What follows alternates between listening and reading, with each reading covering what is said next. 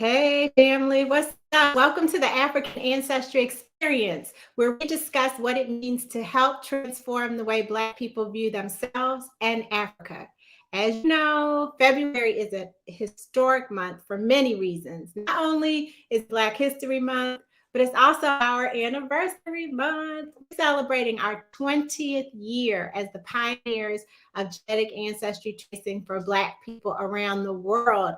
And we are even more committed to our purpose.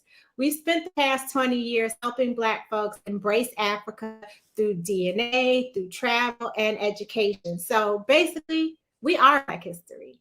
Not a monument, but a movement. It's ever evolving and growing for us, by us.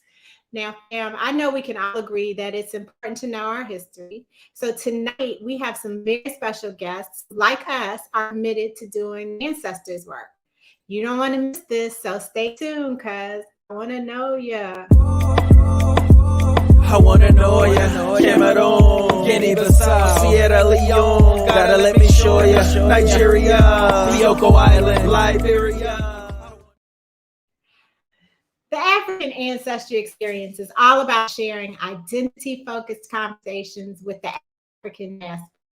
Here at AfricanAncestry.com, we help you trace your DNA, we find your roots, and then explore who you are. As you know, February is in full swing. We're halfway done with our Black History Month, and this is a time when we celebrate the incredible contributions of Black people across the diaspora. Now, be sure to RSVP to join us here in DC as we celebrate 20 years.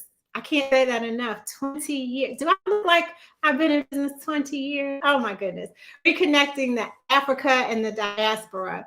And we're doing it big this year. We're starting off here in DC at the Woolly Mammoth Theater on Tuesday, February 21st.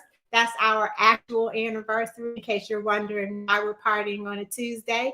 And when you're there at Woolly Mammoth, we kick off at 6 p.m. You got to register. So Wendy's going to put the Eventbrite link in the comments, in the chat.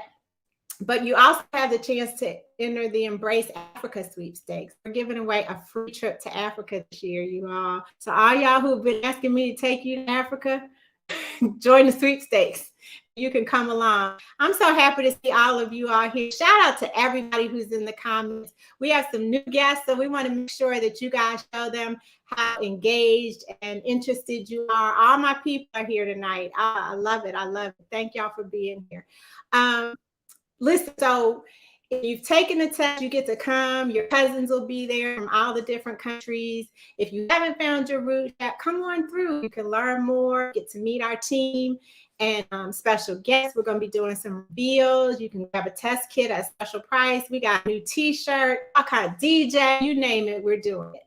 And even though it's our birthday, as part of our celebration this month, we're offering you 10% off the entire site, except for travel and some bundles. But all month long, you can use the code BHN23 to grab your kit or grab a gift for someone you love. Okay, gotten through the housekeeping. We have such a full show tonight, so I'm going to get right to it. Bam, we're honored to have Dr. Felicia Bevel joining us tonight. So I want you to put the teacher emoji in the chat to welcome her to the show. She is the assistant professor. She is an assistant professor of history at the University of North Florida. Dr. Bevel, thank you for being here. Thank you so much, Dr. Page, for hosting this show. And I'd also like to thank Ms. Wendy Cherry for organizing this and inviting me to be here. This is such an important conversation. So thank you so much for having me. Well, we're glad you're here. So let's just get right into it. Will you please explain to us what the Red Hill Cemetery is and how you got involved? But wait a minute. Before you do that, I gotta give a shout out to the how do I say it? I'm gonna mess it up. Tell me how to say it. Okefenokee. Oh, Okefenokee Heritage Center. Heritage Center, the Waycross, Georgia community, and the University of North Florida entire team of students, faculty, staff who all are contributing to the Red Hill Cemetery project. We're so glad that you're here on their behalf. So tell us about the concept of Black cemeteries as archives.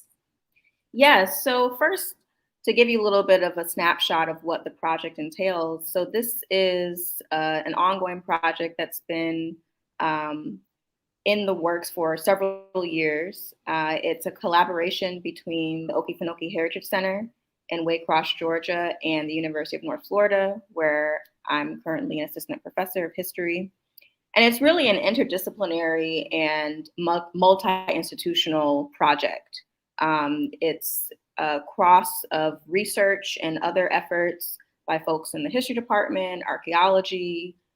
So I'd also like to give a shout out to my other team members, Dr. David Scheffler, Dr. Chris Baynard, Dr. Gordon Rakita, and Michael Boyles, as well as the team of students and other researchers who've been involved in this project.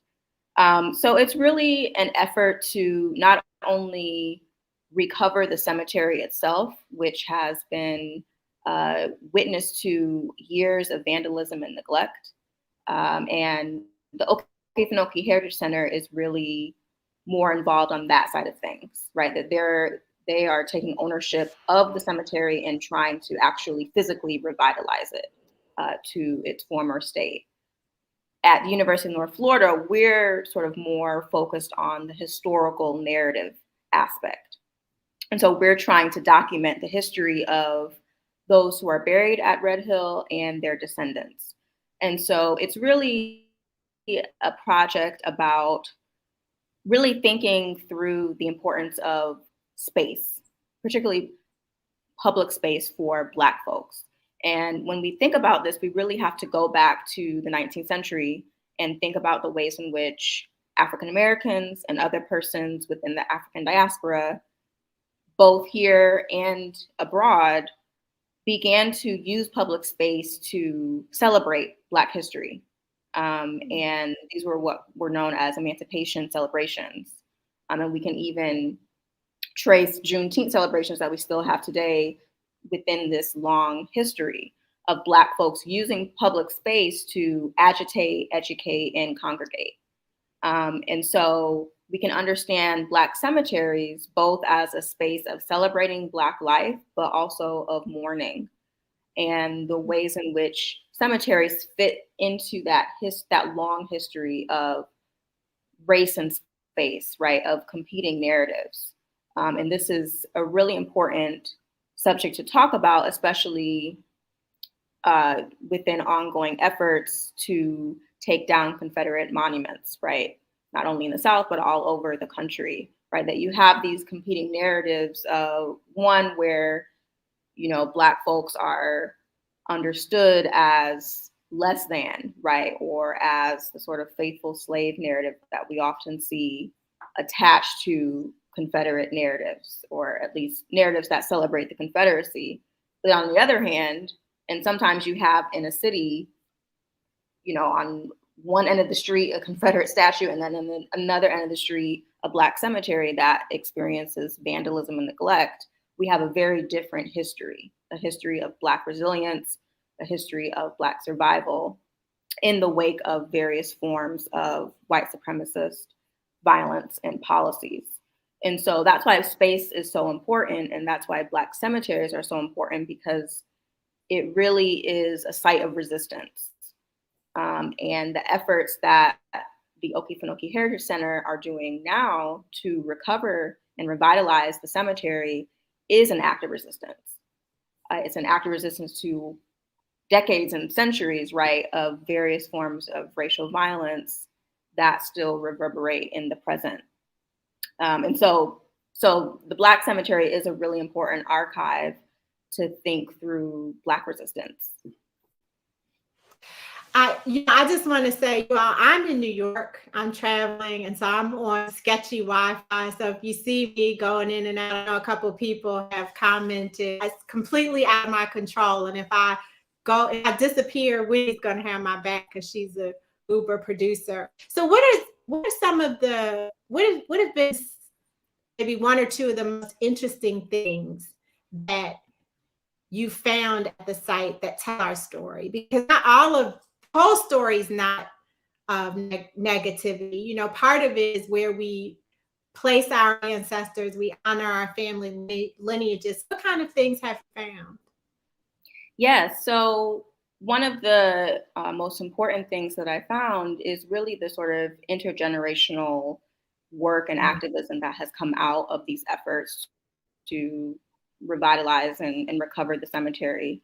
So one aspect of the project, so there are many aspects. There are efforts to digitize death certificates. So we actually have a digital archive online and on the website where folks can click on a name, or yes, as you can see, type in their ancestor's name and actually see the death certificate and see other important facts about their life and death.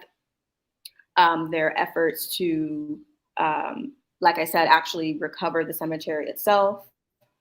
But then recently, we have started conducting oral histories with descendants of those buried at Red Hill. And so one of the things that I found was, I don't believe he's pictured here, but Mr. William Cooper, who I interviewed back in the summer, was really involved in almost every year.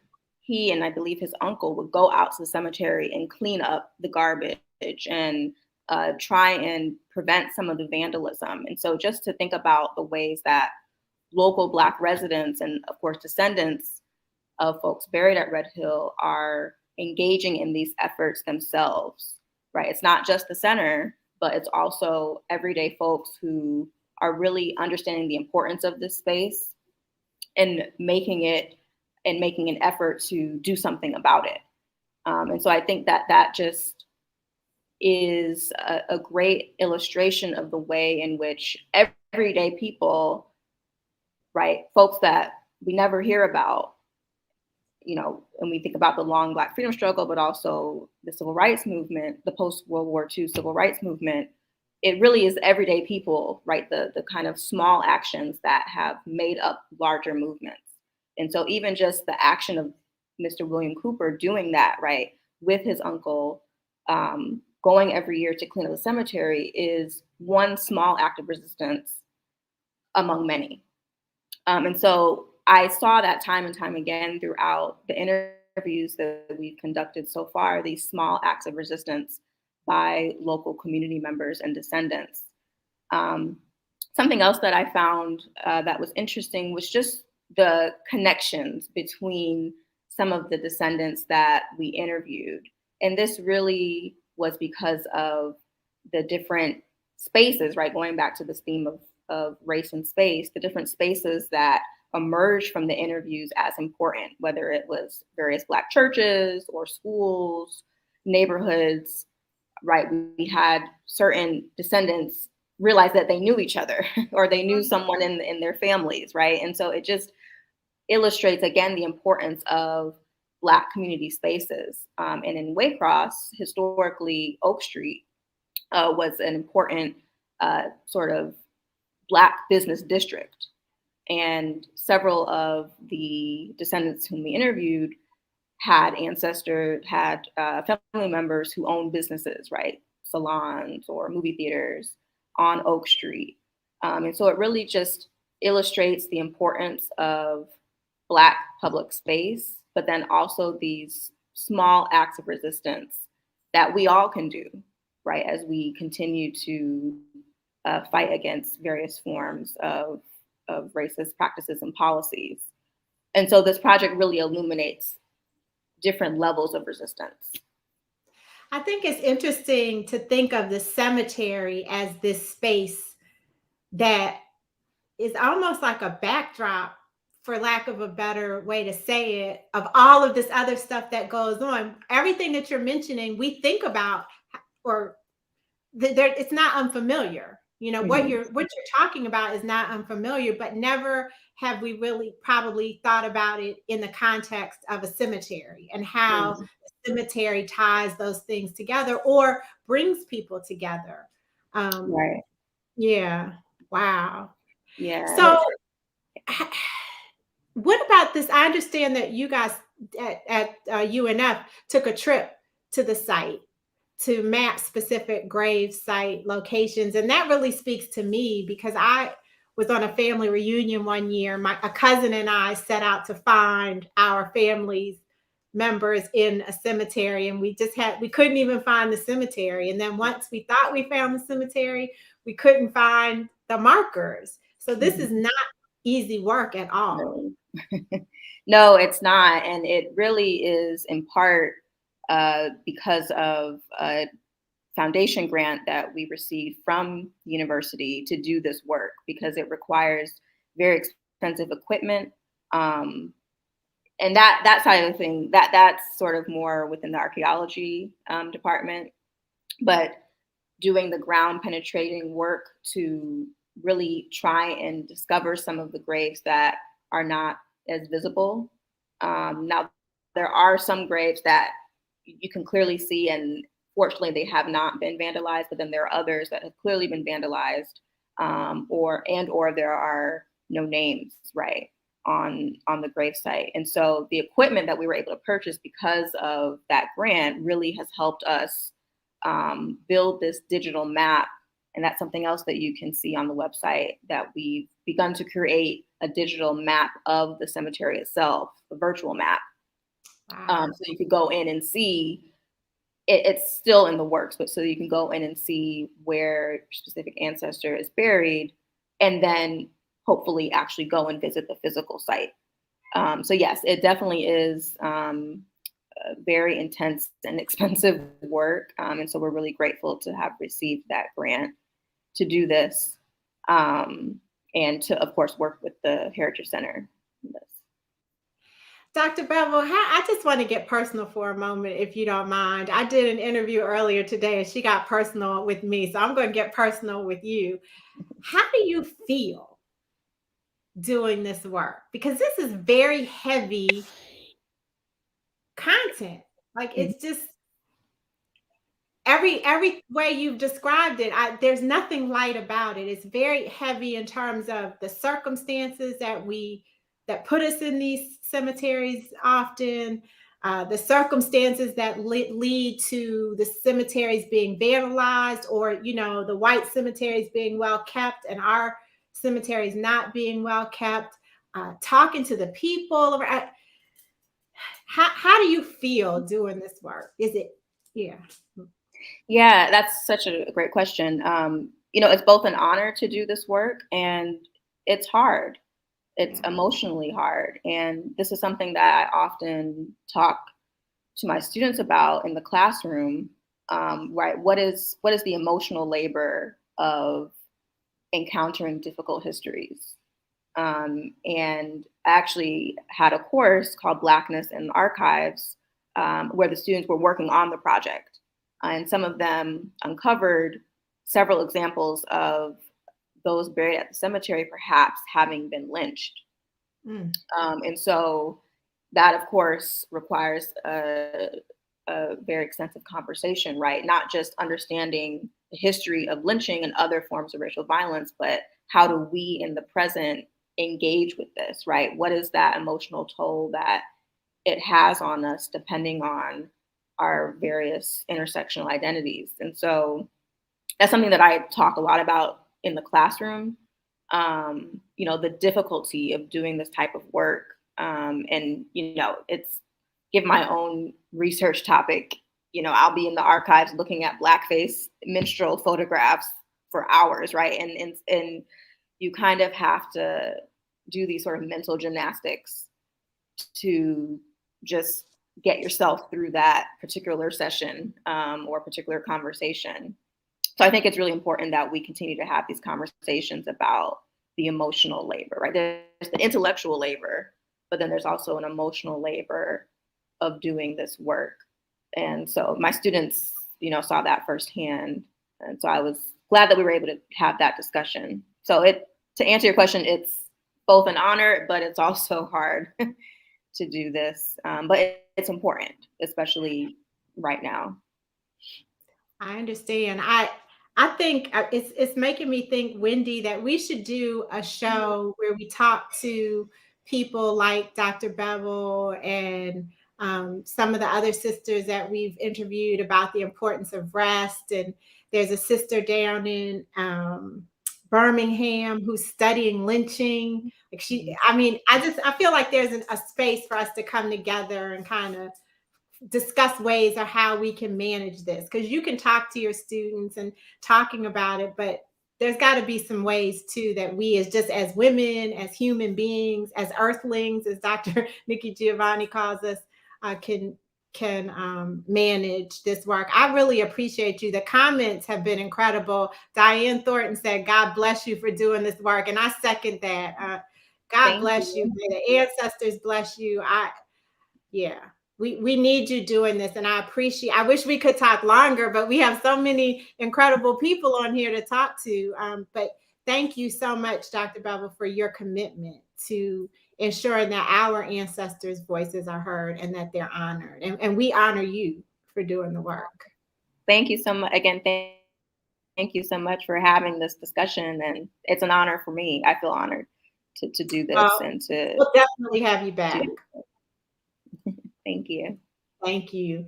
So fam, let's see some more of those emojis, some hearts. Let's give her some hearts. Can we put some hearts in the comments for Dr. Bevel? I feel like she needs she doesn't need them. I want her to have our hearts. So let's put some hearts in the comments for her. She's doing this for us and for those who came before us and those who will come after us. So let's send her that love. Now we're not done yet, because we have the team from the Anson Street African Burial Ground Project with us. Lachey Oubre, Joanna Gilmore, Dr. Raquel Fleskes, and Dr. Theodore Schurr. Welcome to all of you. We got a lot of you guys in the house tonight. It's so good to have you here. We just learned a lot about the importance of Black cemeteries, and you all work on the Anson Street African Burial Ground Project. And just as a side note, African Ancestry was born out of work that Dr. Kittles, my business partner, did with the New York African Burial Ground Project. So as we're celebrating our 20th anniversary, I think this is timely as a conversation. So Lachey, as the Director of Community and Education Engagement, will you share with us how this all came to be and how you got involved with the Burial Ground Project? With the Burial Ground Project, Dr. O and Joanna did a call out about doing the DNA of people to see if anyone was related to the 36 ancestors that we buried respectfully behind the Gilliard Auditorium in Charleston, South Carolina. Mm-hmm. And I went to go and get my DNA done. And when I walked in, it was refreshing and loving because there were people from everywhere. There was someone from Seattle, Washington, a lady from New York who'd never been to Charleston. She says, I just want to know, am I related to any of these people? And then you got to see old friends you hadn't seen in years. You got to see new friends. It was a wonderful, loving experience. And then I was there and Joanna and Dr. O and I were having a conversation. And he said, Lachey, I need you.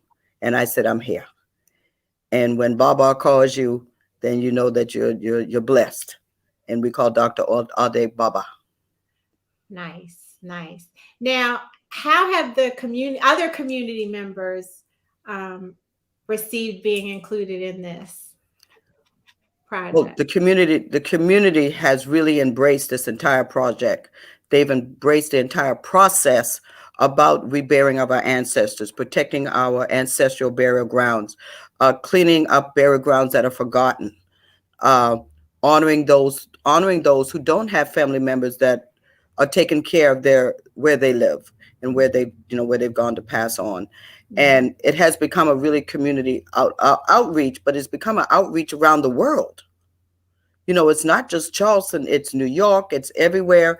And people are realizing that this is something that we as Black people have to do, mm-hmm. that our ancestors cannot be forgotten.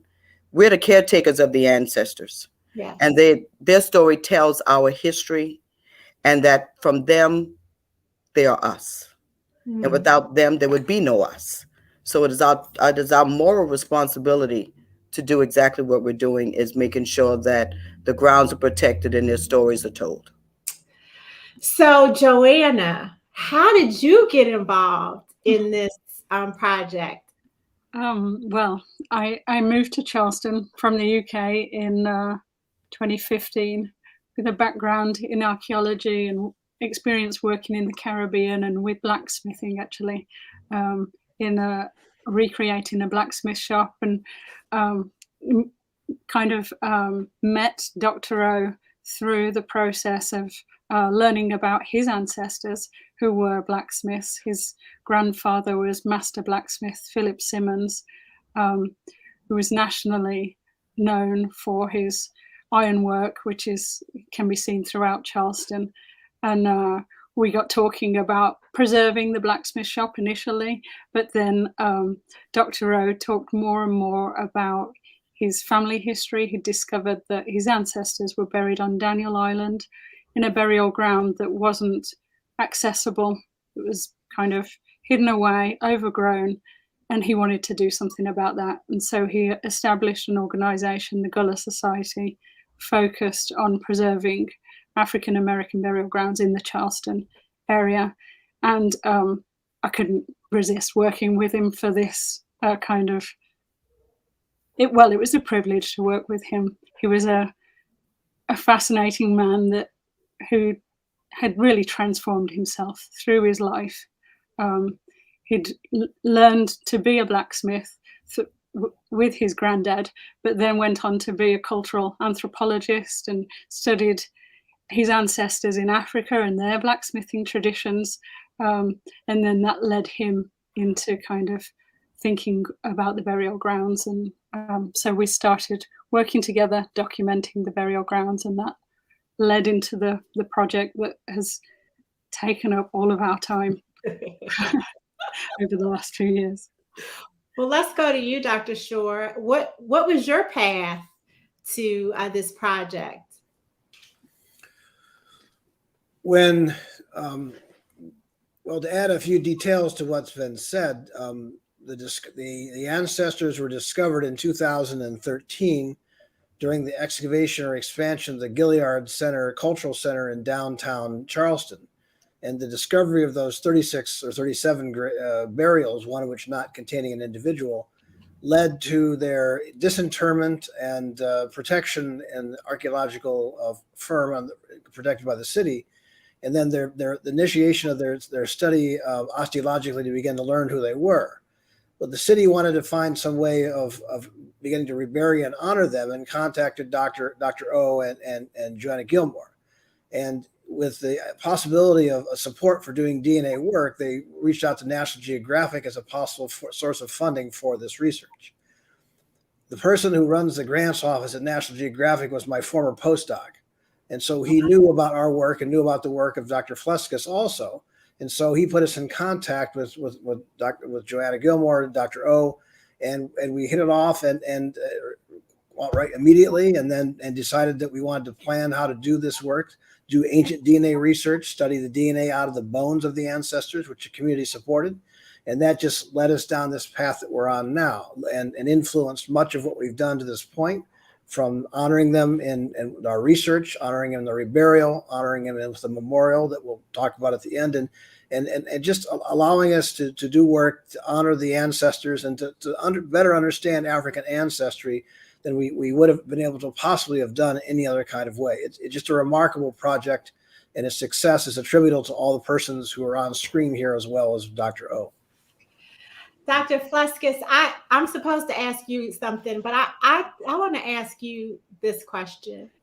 How does it, today's a day of feeling, but what has been one of your major takeaways as you've engaged in this process? And of course you can tell us how you got there, but in your takeaways from the work in terms of the what's the word I'm looking for? The gravitas, if you will, the significance of this to the community that you came into. Well, Dr. Gina, I think that's a really great point. And I think for all of us here today, the most important aspect of this project is that it is centered around the needs, the questions, and the priorities of community members who are impacted by the Ancestry ancestors, want to know more about who these ancestors are and how we make our science accountable to all those community members. So for me, the process of undertaking this project, starting from 2018, 2017, when Dr. Schurr and I was talking about, being contacted with National Geographic and working with Joe and Dr. O, is that we really thought very deeply and hard about how we create this project to be accountable, to be making sure that we're always checking in, that we're reporting results, that we're reporting methods. How do we make a very complicated process that is ancient DNA accessible? We want to make sure that, when we are taking, the ancestors into our care, that folks know how much love and care went into this whole process, how sincerely and how much gravity we took into doing to this work. With me, when I'm in the lab doing this work, I feel the ancestors with me the whole time. And so that was really motivating for me. And knowing that I felt that in doing this work with the DNA of these ancestors, that I was helping tell their story just a little bit more, bring back in their memory, and bring back a little bit of personhood that we can combine with things like when we did the naming ceremony, and maybe Joe and Lachey can talk a little bit about that. Yeah, I want to hear about that. That was incredible. Yeah. So it's really trying to think about how we integrate science with all these other different ways of knowing. So maybe Joe or Lachey, if you want to talk about the naming ceremony a little bit. The naming ceremony was held at McLeod Plantation on James Island. And during this process, I visited 12 schools, and we had 6 artists from the community to go out in the community and do the artwork, talking about the ancestors and finding various ways on how to bring their stories to life. And the naming ceremony was done actually, I was teaching one of the group of kids in the forensic class at North Charleston High School, and we would always say the 36.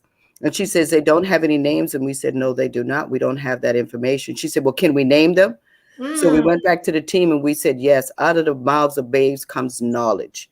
And from that, we were able to have an African Yoruba ceremony of where we named the 36 in African Yoruba tradition, doing libations, singing, prayers, and with the community around us. And those are the names of the 36 based on their the stories of their lives from the DNA research. Wow. Now you're creating a lasting marker for the community of that too, as I understand. Can you talk to us about the 36 Hands Memorial? Joe?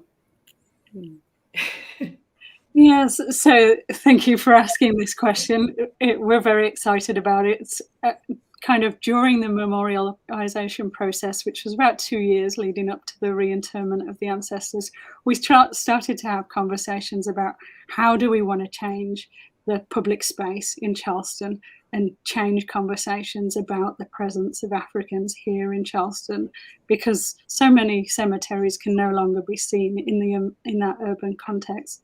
So when they were reinterred, there was a temporary bronze plaque placed on the site of the reinterment, and we made sure that it said this plaque is temporary to kind of push that conversation to continue. So we started asking community members, how would you like to feel at a memorial, rather than a specific idea about what do you want it to look like. We wanted to conjure up a feeling so that an artist in the future could think about, how do I create a space and that kind of brings those feelings of pride and honor and respect and contemplation in that space.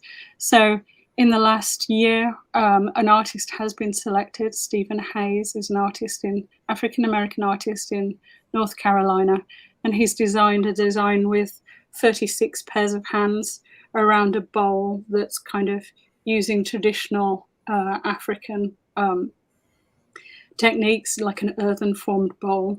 And then there'll be water inside. He wanted to include water for the symbolism of the Middle Passage and renewal and life after death. So we're excited about that. And Lachey and I, over the next couple of days, are going to be modeling community members' hands. So 36 people in Charleston today have been selected, ranging in age from 4-year-olds to 91-year-olds, to have their hands molded, and they'll represent, each person will represent an ancestor.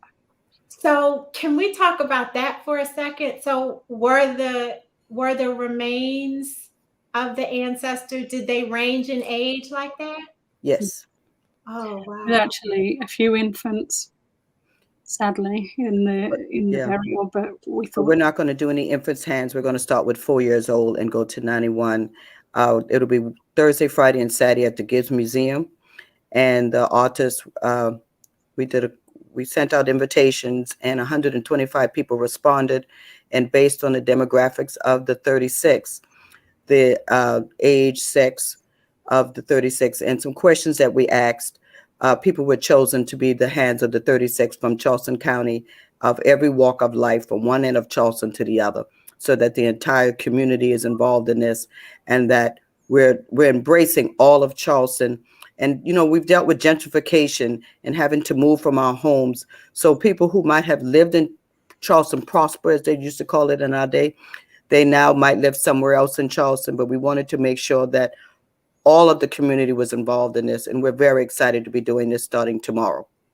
Wow, this is timely. I hear this, the through line, as one might say, or the basis for this project. What sounds like the thing that has made it so successful is the community engagement, of course, stellar science that's being implemented, yes, but also the it's not scientific, it's the care and the concern, and it's like you get the left side of the brain and the right side of the brain working together, and we have this tremendous model that other communities can follow. So are you all developing this as a model, or is there a model out there for other communities that may want to do this work? We were just asked that about a week ago, weren't we, Tad? And that we've decided, we write so much. We've written 5 papers already. We're working on the monument. We're also working with the University of Oklahoma on the dental analysis of the 36, which is actually going to be historical and is right. And Tad will be able to explain that more to you also. Yes. Yes. Can we, before we have to jump off, because we could keep you 401 here all night long. Can you tell us about the dental analysis and how it's being used to research the lifestyles of those who were buried or lived during their time? Yes. So we have, led by Dr. Fleskes' work in the ancient DNA lab, we've been able to characterize the genomic ancestry of the ancestors and begun to piece together their connections to various parts of the African continent, and understanding the diversity of those persons.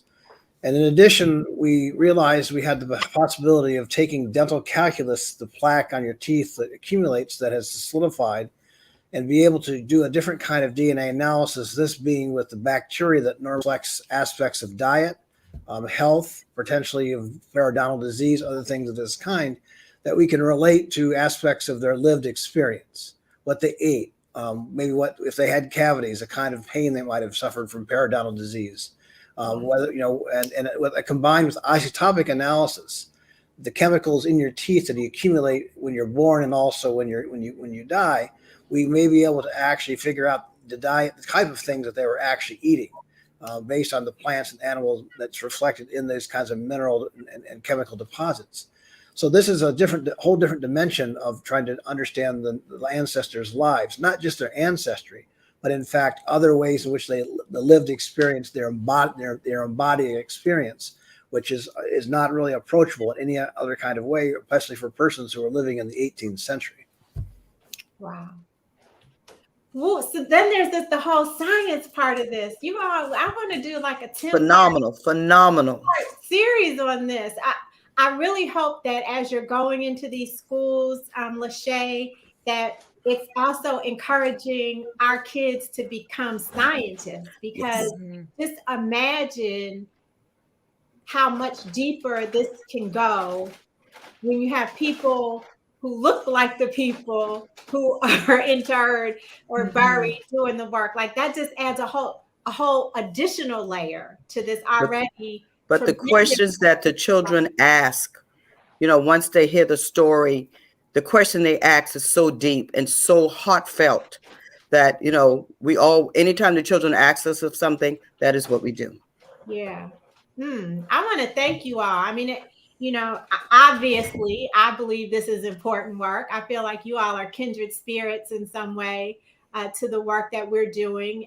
We're all in this together in finding ways to reconnect the members of our communities to the ancestors. And it takes a village. And so I appreciate the holistic approach that you all have taken in doing this work. Wendy, can you please put up, people are asking like, how can they follow? How can they read the papers? So if you all go to asabgproject.com, that's where they'll be able to find the inner workings of what's going on there. Yes.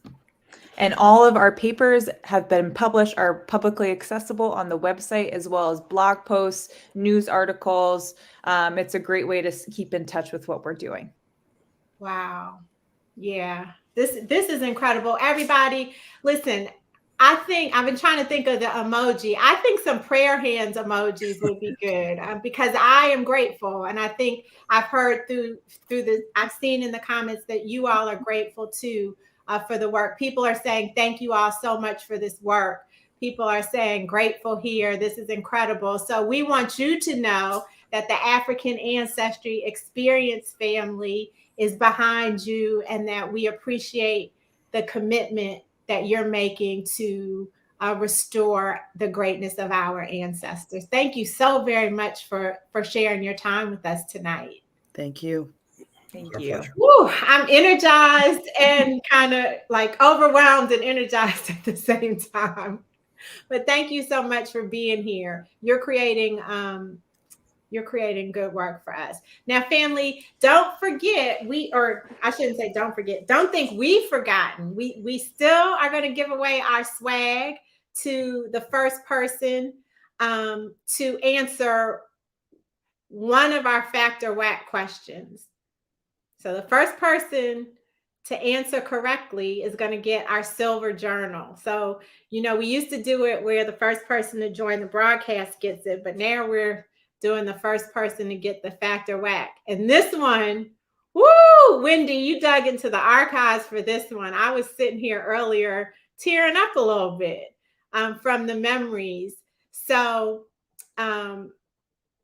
this Fact or Whack game is a fun way to see how much you guys know about a topic. So I'll read the statement and then we'll see whether you think it's fact or if you think it's whack. Okay, so get your facts or whacks ready. African Ancestry embarked on a national road tour in 2010. Fact or whack? African Ancestry embarked on a national road tour in 2010. Lakita got it. Lakita, have you won before? I feel like you're a previous winner. Okay, so let's see. Wax. Ooh, we're divided, people. We're divided. So some of you think that this is whack. This is absolutely a fact. We went to 14 cities in 19 days in 2010. We flew down to New Orleans, rented a minivan, and then drove from New Orleans to New England. Can you believe it?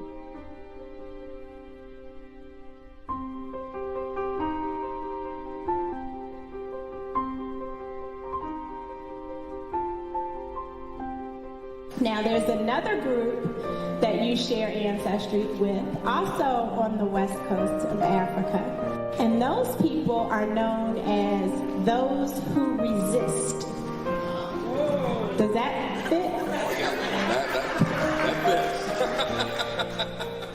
fits. We found your ancestry among The Yoruba people living in Nigeria today, the Mandinka people in Senegal.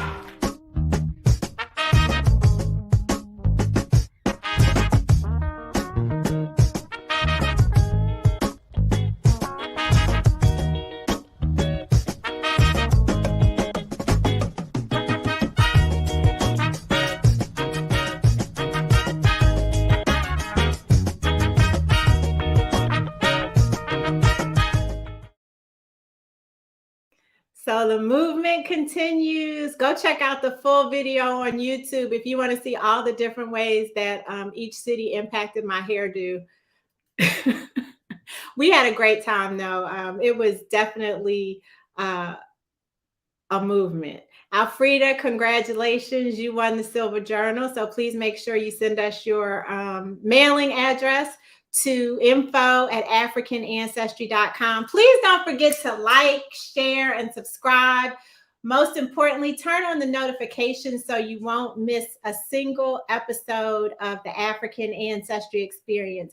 We work really hard to bring you all interesting topics, interesting guests that are doing work that isn't covered by the mainstream. You're not going to hear about these things in regular media. And so this broadcast serves a very important purpose. And shout out to Wendy Cherry for always making sure that we have the best of the best and it's executed flawlessly. If you're watching us on the replay, put the fist emoji in the comments to show our teams at the Anson Street African Burial Ground Project, and also Dr. Bevel's work, Red Hill Cemetery.